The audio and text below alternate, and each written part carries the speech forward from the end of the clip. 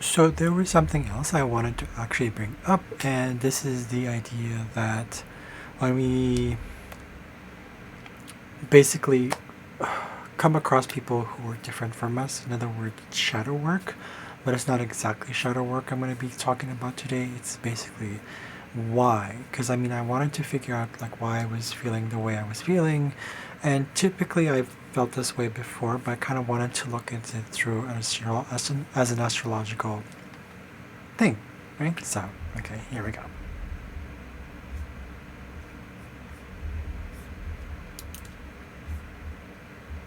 So, okay, so according to what you've seen in my chart, you've seen this before, but I wanted to focus today more on the relocation chart because I noticed that this is a common thing, or it's just like an ongoing thing. I've learned that the lessons we learn in life keep coming up until we learn it, right? So where I moved to here, the city, I'm not going to say what it is.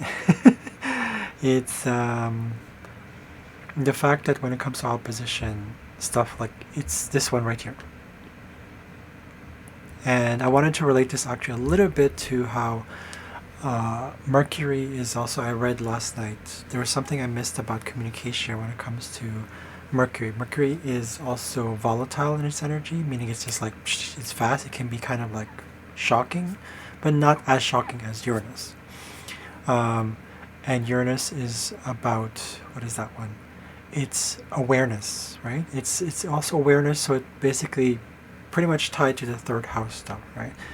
Um, and because of this awareness and this heightened awareness, because you have Uranus right here, this conjunction right here, what happens is that the I have a heightened awareness, or rather of like my own experiences myself. This is like new ventures, especially specifically when I meet new people. I come across this a lot. Meeting new people, it's kind of like there's that questioning sort of processing with Scorpio.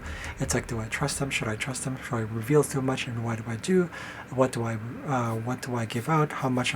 It's kind of like it's always on the uh, alert, right? Especially with the Uranus there, it's a nervous energy, like I said before. But here now it pertains directly to the first house stuff, which is mostly like the physical body, and yes, tied to ascendant as well, of course, right? How we package ourselves, how we appear, and what people think of us on first time or first impressions usually, or how people just generally see us. Like that's the perception. So Mercury here ties in with that perception and an awareness of that perception of the self. In this case, myself, my experience with the first house.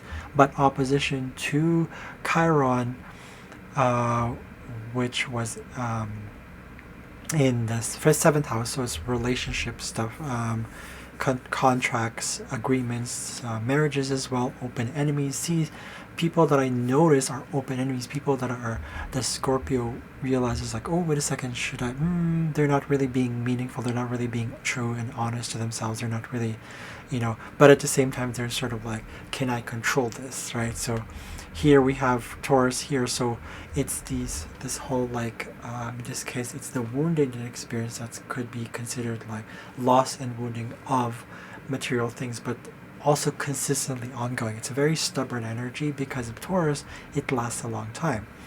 Now, because we have to look at astrology from the bigger perspective, we also have to look at where Venus is, because Venus rules Taurus. Venus, of course, was trine to my not my natal. This is not my natal chart, remind you. Okay, this is relocation chart. That it was trying to Chiron. So any sort of experiences I have with the public sphere, my ego, reputation, is affected by that Venus placement in Virgo in the 10th house. So that means it's that natural flowing energy of understanding what it means to relate with people and growing from that and seeing who my open enemies are, who can I work with, right? 10th house, 7th house stuff.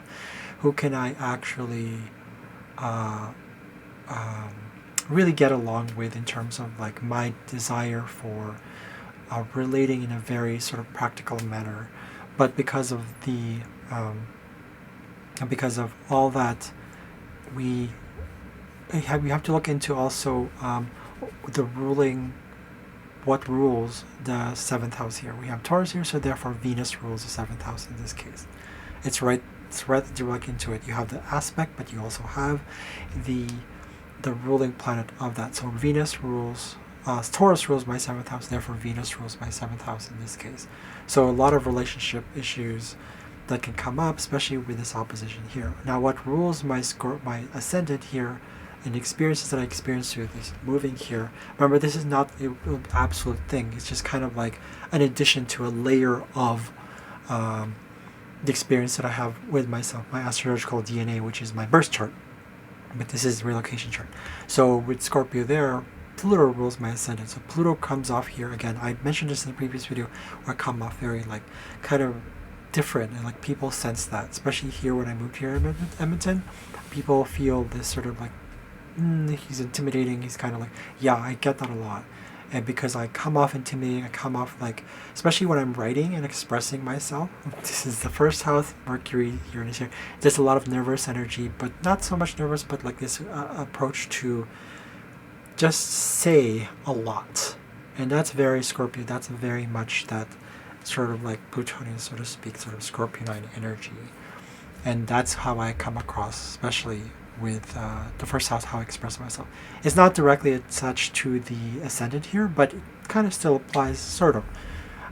It's still Scorpio mask here, but we have Pluto here. So we look into the Pluto, where it rules my first house, and we look at Pluto, it's in the 11th house. So that dictates that any sort of experiences I have in a social community or social circles or outside or expressing my wishes and desires do come off that intense, because it's Plutonian, and Pluto in Libra goes back to the relationships, a very airy sort of flavor to that.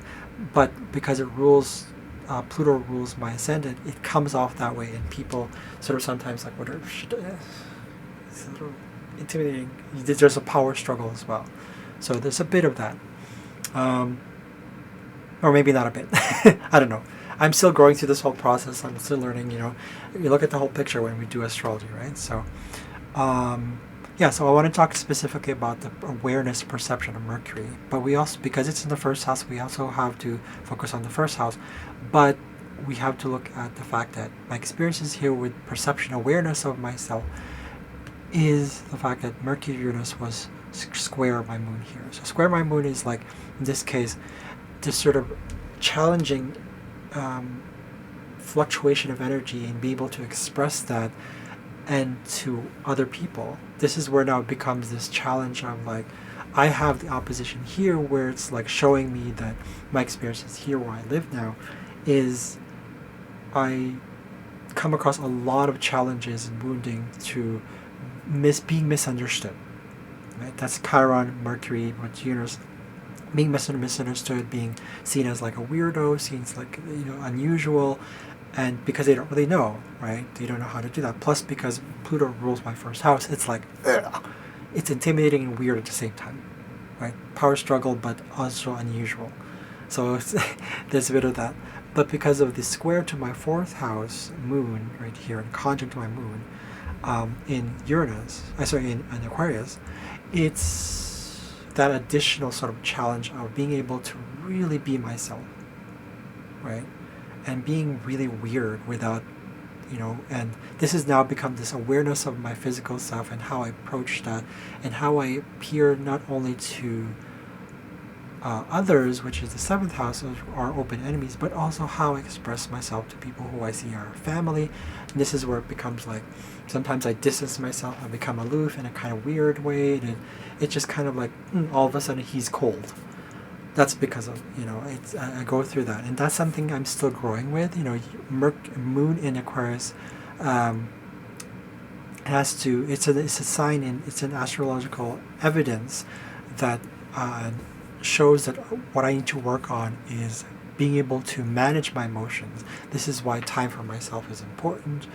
And here where we talk about Uranus, Mercury, Pluto, Uranus actually rules my moon here, therefore rules, and because it's in the angular house right here, the Deer, it rules my fourth house. So any sort of family issues, sort of self-development, like really inner core sort of changes, DNA, sort of health, all that stuff, it becomes I wouldn't say maybe a parent journey that I some things still have to go through, right? Because typically, if you look at my original chart, my birth chart right here, Moon was in my 8th house, so a lot of transformation, emotional transformation. Here we have more like emotional knowing in the DNA level. So I go through the transformation, but then I'm also going through challenges from external relationship, external experiences with being able to express myself through open enemies, but also myself,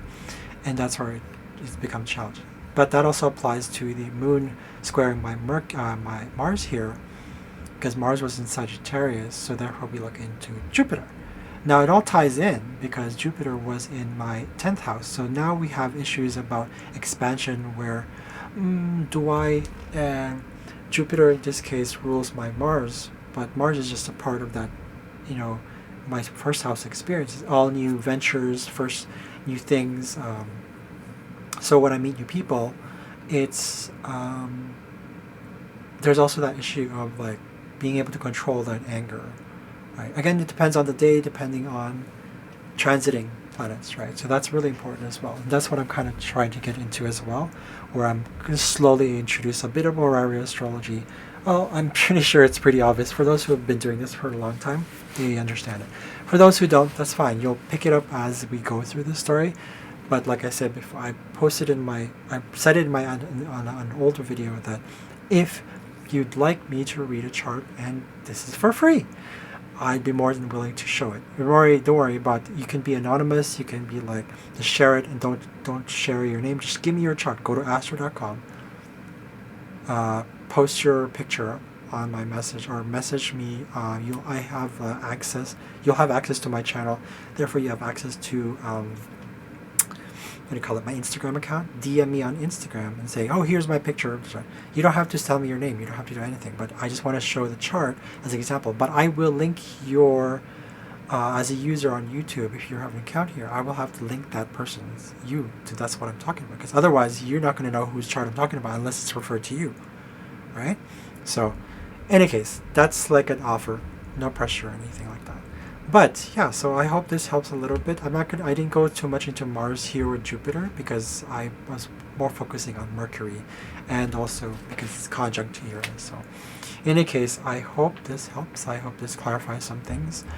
Yeah, I was focusing more on relocation chart, kind of like referencing my birth chart with the horary stuff, the transit, but focusing on this whole awareness perception thing.